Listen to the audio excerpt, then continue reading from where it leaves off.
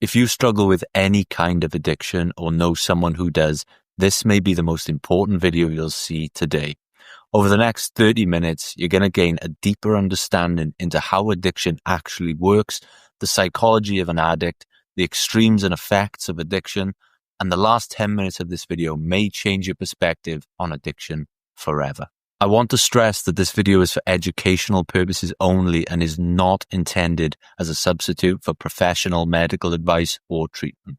I want to start off showing you a clip from my conversation with Dr. Robert Sapolsky, where he highlights how the brain adapts to repeated stimulation by reducing its dopamine response over time. And as a result, the same stimulus becomes less and less rewarding, leading to a need for more intense experiences to achieve the same level of pleasure. Let's take a look at the clip.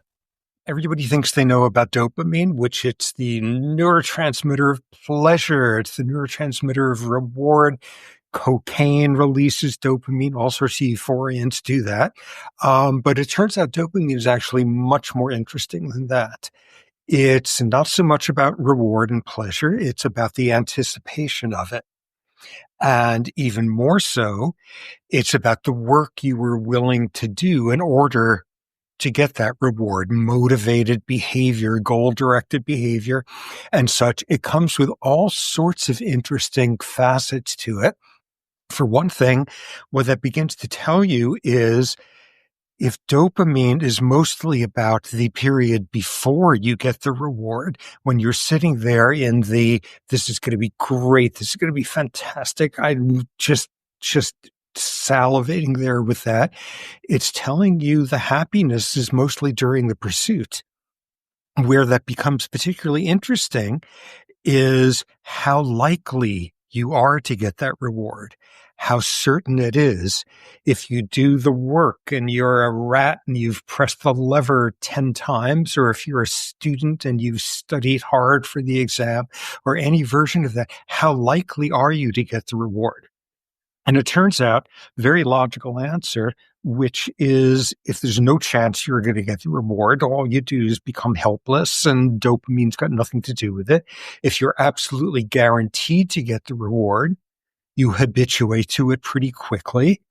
But if it's not quite clear, if you're sort of teetering on this fulcrum of maybe yes, maybe no, I'm feeling lucky today, but I'm such a screw up, and back and forth, teetering there at some psychological equivalent of a 50% chance, maximize the uncertainty.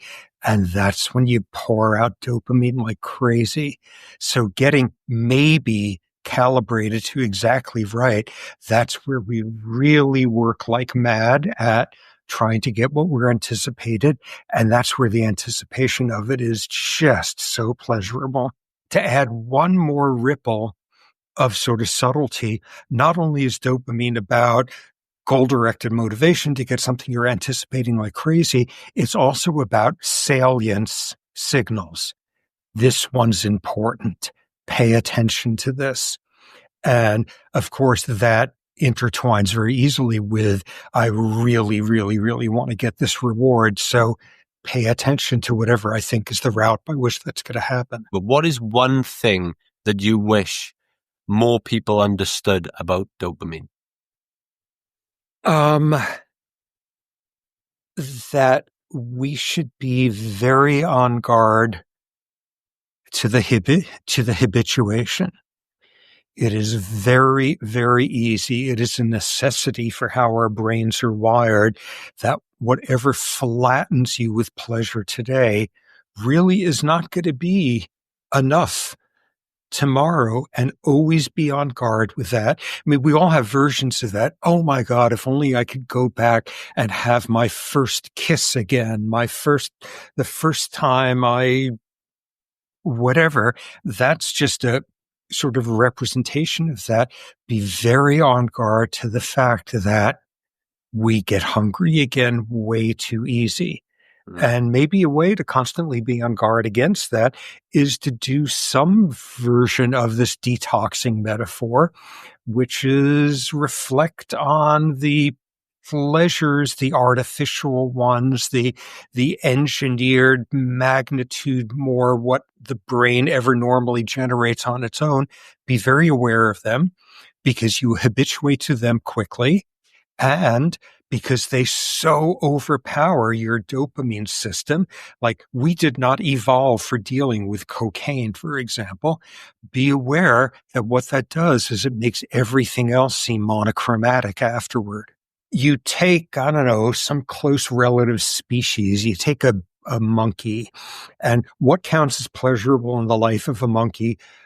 Sex and desirable food, and maybe when it's hot, getting a spot in the shade and somebody grooming you, and that's about it.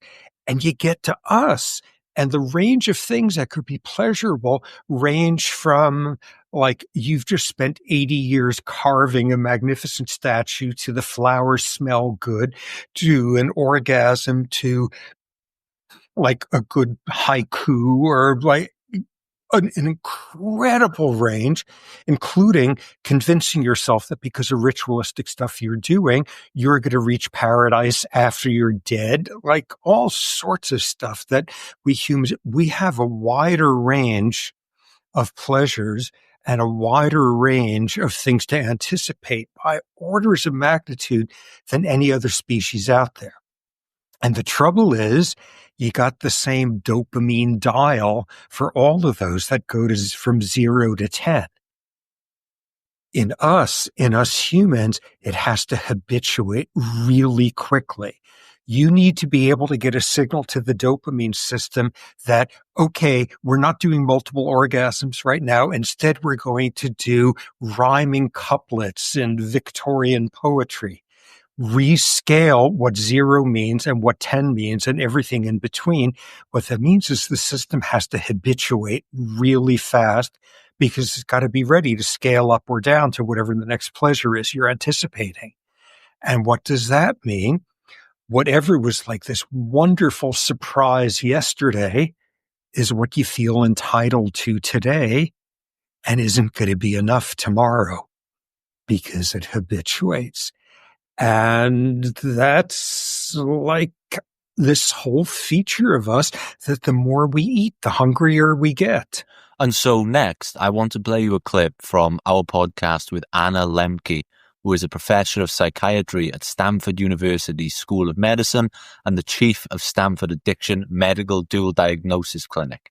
And in this clip, Anna Lembke explains the psychology of addiction. Let's take a look. What is the psychology of someone that is addicted to something? What is the psychology of that? Well, I mean, the fundamental psychology is that this pleasure pain balance, which is in a very primitive part of our brain, in the limbic brain or the emotion brain, deep in the brainstem, phylogenetically conserved over millions of years of evolution, unchanged across species. It's the same, that part of our brain is exactly the same as it is in the lizard, right? It's the lizard brain.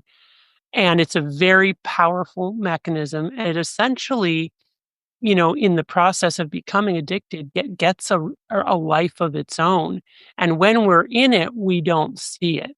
So whether it's me with my romance novels or you literally climbing mountains, you get so that you don't even you're not able to observe objectively anymore. I mean, it sounds like you had some self-awareness, but I wonder if that was while you were climbing Everest or while you were in Nepal, or if it was really later after you looked back. And my guess would be that it was really later, that it took a break from doing that for you to be able to fully see kind of the mind state that you were in. But what essentially happens is that our lizard brain, or our reward pathway, ends up being the sole driver of our motivations and our choices, and becomes, probably literally disconnected from the prefrontal cortex, which is that, big gray matter region right behind our foreheads that's so important for future planning, decision-making, storytelling. Now, when things are working out healthily, our prefrontal cortex and our reward pathway and our limbic brain are talking to each other.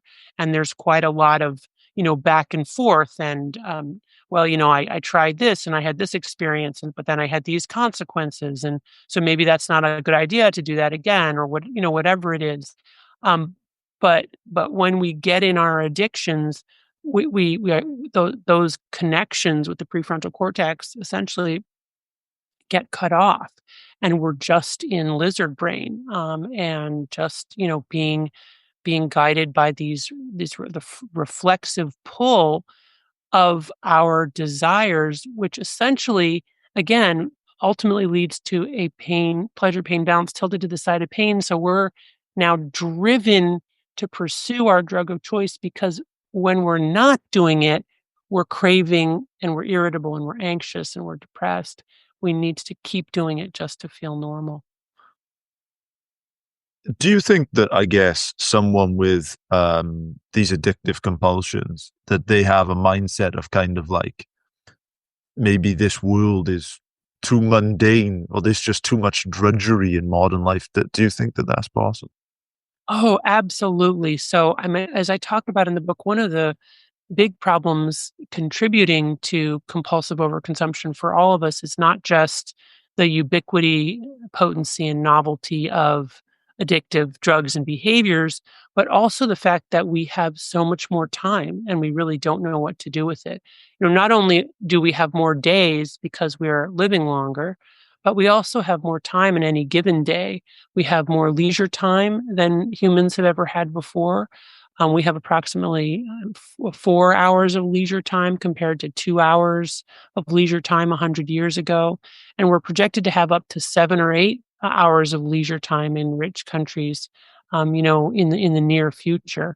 So it really does beg the question, what do we do with all this time? So far, it looks like what we're doing is entertaining ourselves to death, which is not working out very well for us. And I think we're going to have to rethink that. But it is a big problem. And I think, in particular, people who are vulnerable to addiction are people who may find this world especially boring, and are people who just temperamentally need more friction and need more of a challenge in life. And if they can't find it, then the addictive process sort of fills that vacuum for them. So now we understand more about the psychology of addiction. I want to highlight the extremes it can take us to and how quickly it can overwhelm us. Let's take a look at this clip from my conversation with Patrick Foster as he explains how his gambling addiction brought him to borrowing money from friends to place a £50,000 bet on a single horse. The culmination of everything was when I would basically being found out, or was on the cusp of being found out professionally. And I knew the implications of being found out were that I was going to lose my house, my job. And for me, one of the biggest concerns was going to prison, because I knew that I had committed fraudulent behavior, forgery, theft. And I thought, well, I'm going to prison, and it's always terrified me. And I really didn't want to go to prison. And then at that point, when I knew it was going to be those were going to be the consequences, I then decided that, well, I'm going to gamble my way out of the problem. And that's the irony of a gambling addiction, which is different to other addictions. No alcoholic ever tries to drink themselves sober. But as a gambling addict, the only thing you ever think is going to solve the problem is gambling, because you think, well, all I need to do is win, which has happened, rescue myself financially, and everything will be okay. I obviously had no money at that point, so I borrowed £10,000 of somebody I'd already borrowed some money off, told them a lie I'm not proud of at all. And it was the start, the Cheltenham Horse Racing Festival, which is probably the biggest horse racing festival in the world, and certainly my biggest week of the year. And I honestly believed that that gave me the perfect opportunity to turn £10,000 into £500,000, which is the figure that I had in my mind that I needed to get rid of everything. And during the festival, I gambled non-stop. not just on the horse racing, on anything and everything. I won, I lost. And then on the Thursday, the penultimate day of the festival, having lost a lot of the money, I then had one bit of luck that will probably never happen again. And suddenly I had £58,000 across multiple accounts, which is an extraordinary amount of money. It's a life-changing sum of money, but to me at that moment in my life was nothing. It was a tenth of the way to where I needed it to be. But time was running out. So I then just did the most stupid thing you could possibly imagine, but weirdly what felt like the right thing to do and the only option, I just decided to put it on one bet.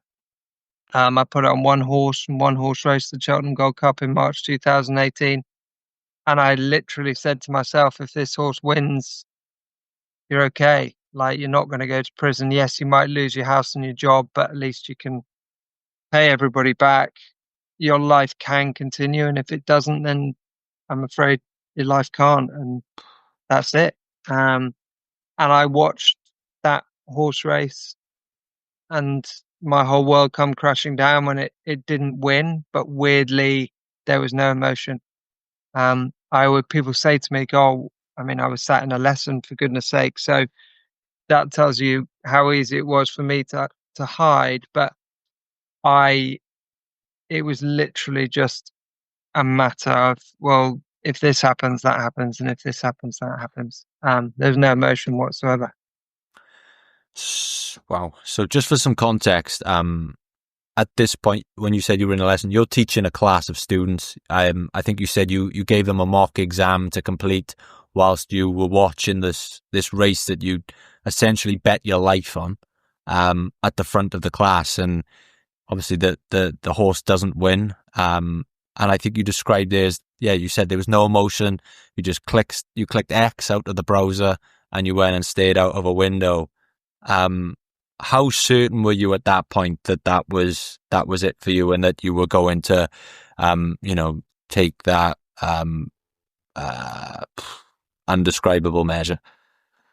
Yeah, I mean, it was the most surreal and extraordinary kind of 45 minutes of my life, that's for sure. And as I was stood staring out the window, there was a kind of very eerie silence. And at that point, my attention kind of turned to, well, now I know that's happened. How do I do it? How do I go about this? What now happens between now and then? What do I need to do? And that was my only focus. In my mind at that time, I was certain that I was going to do it. The fact that I eventually reached out for help, some people might say it might be that you never wanted to do it. And although there were various other things that happened that people might describe as attempts, which probably were,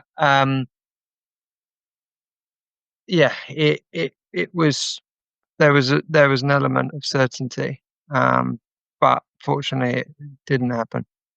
More than how addiction affects us, it also has a dramatic impact on those we love. Watch this clip of Patrick Foster explaining the effects addiction had on his romantic relationship. The impact that it has on relationships is so big. A lot's made of kind of money. Actually, the wider impact of it in terms of mental health, sleep, time, opportunities, all those are actually far greater than the money, although the focus is always on the money. When it came to my relationships, I mean, it decimated them. It certainly ruined a lot of relationships that I had. My now wife, who was my girlfriend at the time, that was kind of the last 18 months of my addiction. So weirdly, she only ever knew me as that and in that way. And that made it easier for me to hide because it was almost like that's what I was like when she met me and she agreed to be with me. So she didn't know any different. Whereas other people would have known different. So it would have been easier for them to spot signs. You use the word like presence there. I was never present. in any situation, because if I wasn't actually physically on my phone, gambling, placing a bet, looking at a result, finding out what was next to gamble on, then I was thinking about it. So often I was in the room in a conversation, but actually I wasn't there. I just became incredibly good at hiding it. But also it was easy to hide because everybody's on their phone all the time. So I often think other people are like that. They're just not gambling. They're doing something else on their phone, whether it's social media or messaging somebody or whatever. But the biggest thing in a relationship is the lying. That's the hardest bit, is because I was a compulsive gambler. I was a compulsive liar. So in any of my relationships, whether it was a romantic relationship or family, friends, I was always lying about one thing, which was my gambling and my addiction. But I then almost lied about everything because it kept up in my mind, that kind of mask, that kind of Jekyll and Hyde. And that's the bit that's difficult. It's exhausting. It's sort of draining mentally, but that's the hard bit. It's just the constant lying. And I mean, I didn't sleep properly for a long time because, and as you just said, I was the classic example of my girlfriend would be asleep next to me as she should be. And in my mind, it was like, right, well, now's my opportunity to gamble guilt free because she's asleep. So I don't have to give her any attention. And that's scary.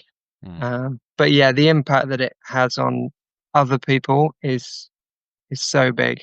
And I think what's really scary about any addiction, and a gambling addiction is no different, is those relationships are then impacted because weirdly the people around you almost then start to protect the addiction as well. My mum, she really struggled mentally and to an extent physically during my addiction, but she never told me that because she was so worried about what I would react. If I'd known that, it might have triggered me into doing something sooner. And it was almost like she was weirdly allowing the addiction to go on by hiding the impact that it was having on her. Now I wanted to play you a video of another individual who has battled addiction all their adult life. And I think the way in which he frames addiction is very brave, honest, and important to hear. So here's Brent Smith, frontman of the multi-award-winning rock band and one of my favorite ever bands, Shinedown, discussing the way in which he frames his own personal struggle with addiction. When I relapsed in 2015, that humbled me more than anything, because I think that was the moment when I really did understand that I don't like the word surrender to your addiction, but I had to finally accept that I'm never going to get rid of this part of my brain that takes me down this road that I do understand will take me down a road with the same dead end.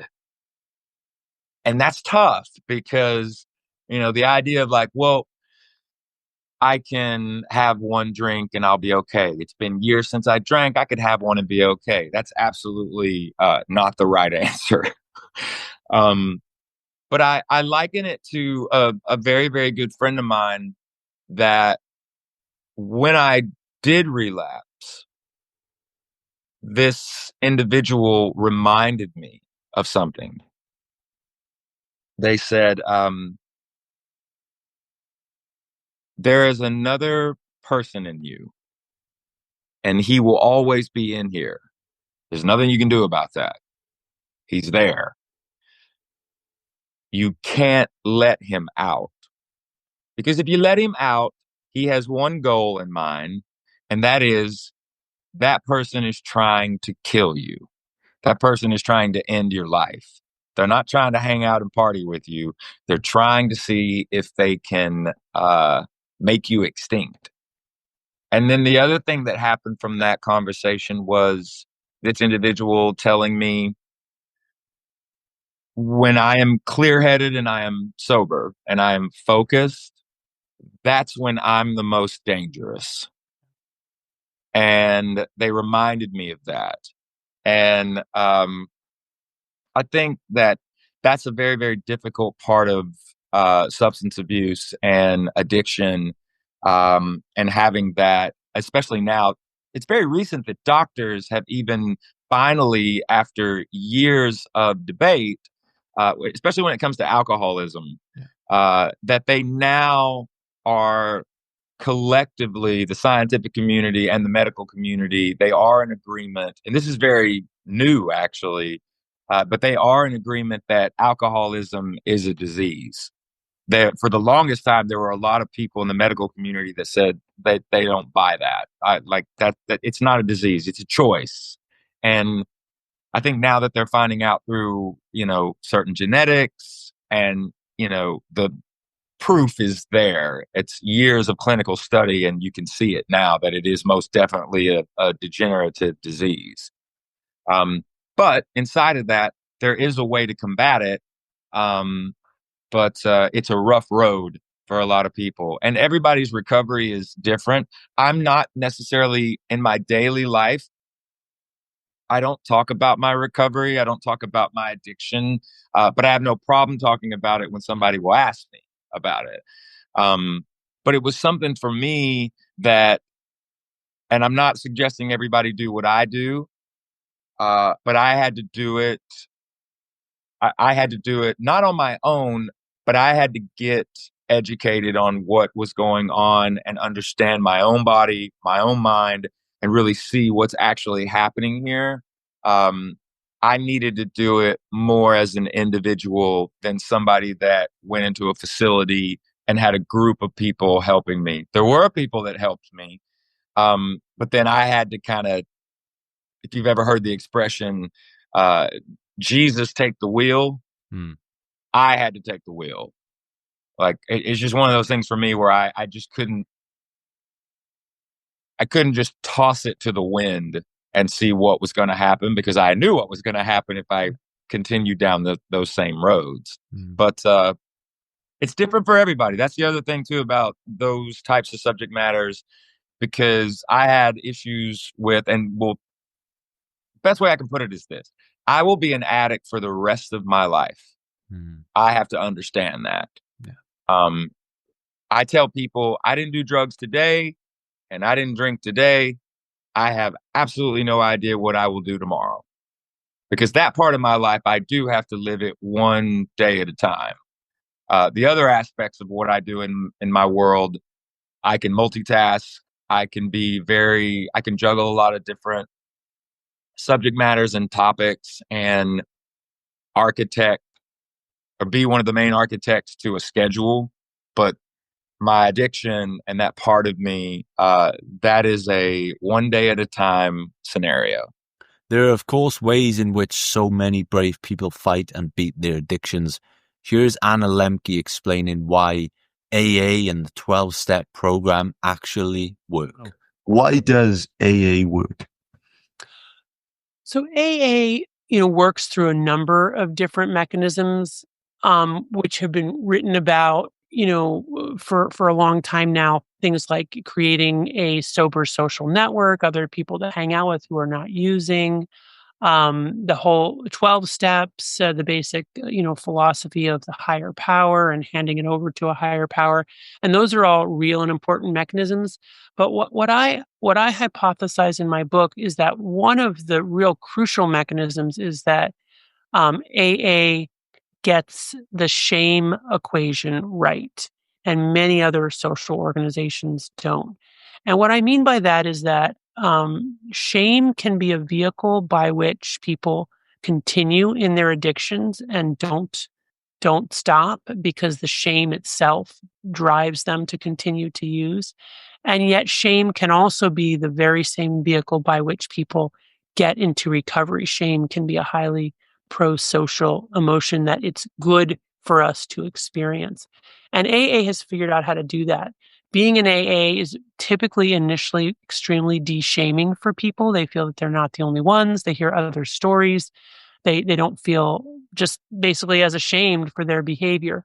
But at the same time, AA has figured out how to use shame in terms of the commitment to the organization and the process of doing the 12 steps as a way to motivate people to stay sober. And by that, I mean is that many patients have told me that not the only thing, but one of the main reasons that they don't go back to using is because they would be mortified to go back to their AA group and have to say that they relapsed.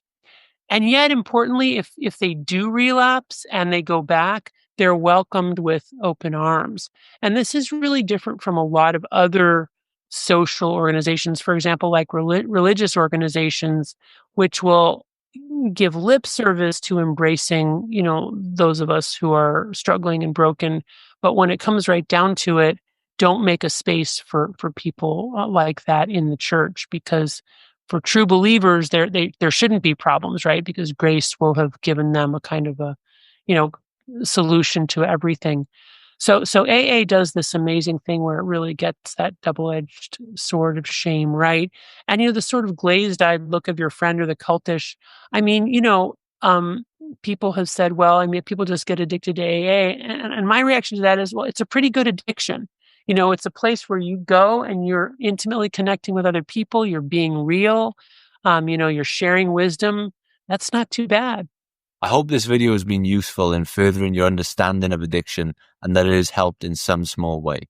As mentioned at the top of the video, if you or someone you know is struggling with addiction, please seek professional help. We're sending you our very best wishes. Thank you so much for watching this episode of the Freedom Pact podcast. Please consider subscribing to our channel for more content like this, and we'll see you in the next video.